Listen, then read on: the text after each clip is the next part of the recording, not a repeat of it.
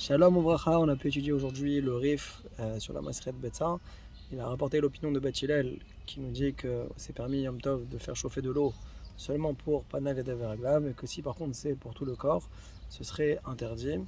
Le Rif vient et nous dit que par contre, si c'est de l'eau qui a été chauffée Erev Yom Tov, alors il ramène Beshem Gaon Echad que ce serait permis.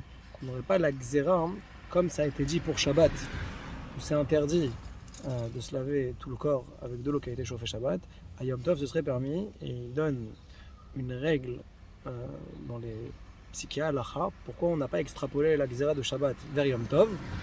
Parce que le Issour en question des Rabbanan ici n'est pas un Issour Mishum Jvut, donc c'est pas un Issour des Rabbanan qui est Chamour, un Issour Be'etzem en essence, mais c'est une Xéra, c'est un 2 peur 2, et un 2 peur 2 sur un Issour des Rabbanan c'est beaucoup plus léger, et donc c'est pour ça que on n'a pas extrapolé, donc ce sera permis de se laver à l'eau chaude qui a été chauffée veille de Yom Tov, pendant Yom Tov.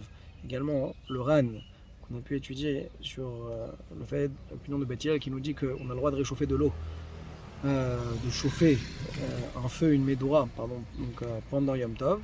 Lui il dit qu'il y a le principe de Mitor.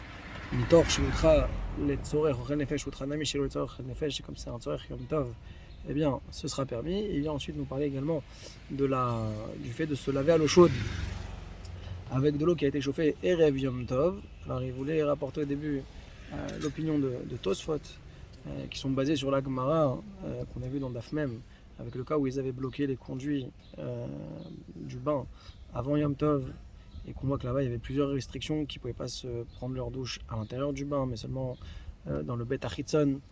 Et on voit que c'était en plus de l'eau qui n'était chauffée que de Erev Yom Tov, et que c'était pas permis de rentrer dans le bain. Et Tosfot a voulu dire de là que de cette manière on peut apprendre que la Xéra, elle est oui en application même avec de l'eau qui a été chauffée veille de Yom Tov, et quelqu'un qui ferait chauffer de l'eau pendant Yom Tov pour se laver tout le corps, ce sera un sourd de Horaïta. Ça c'est si le fait pendant Yom Tov, et en tout cas il dirait que la Xéra, elle existe Erev Yom Tov comme elle existe pour Shabbat. Maintenant le Ran dans son Psak Halacha, il dit, étant donné qu'ici l'enjeu c'est un Issour des Rabbanan, de savoir est-ce qu'on a le droit de se laver avec de l'eau qui a été chauffée Erev Yom Tov, alors dans un Safek des Rabbanan, on peut être Mekil comme le plan du Rêve qui a ramené au nom des Geonim. On a vu le Shulchan Aruch dans le Siman Shinzain Seif E, qui nous dit la règle que Jvut des Jvut, faire un Issour des Rabbanan avec Amiral et Goy, en le faisant faire par un Goy, en demandant au Goy de nous le faire. Alors s'il y a une nécessité d'une mitzvah, mixat roli, qu'on est un petit peu malade, ou bien qu'il y a un tzorer, qu'il y a une nécessité, alors c'est permis. Jvut des Jvut, pim comme mitzvah, c'est permis.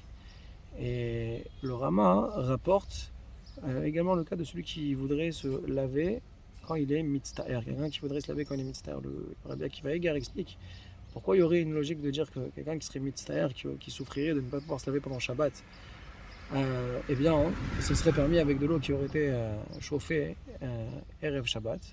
Il dit, étant donné que le mitztaher, donc c'est un peu comme le miktsat roli, qui rentre un peu dans cette même définition-là.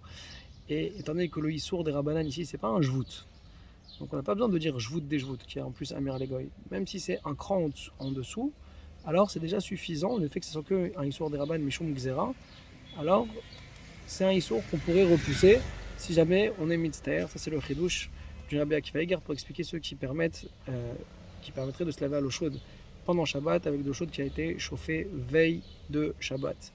Pour conclure, on a vu le psak des Rishonim qui ont tranché la lacha comme Rabbi Yehuda, que ce soit le Rambam, le Rosh ou le Shulchan Aruch, à savoir qu'on n'a pas le droit de se laver à l'eau chaude pendant Shabbat, même avec de l'eau chaude qui a été chauffée veille de Shabbat.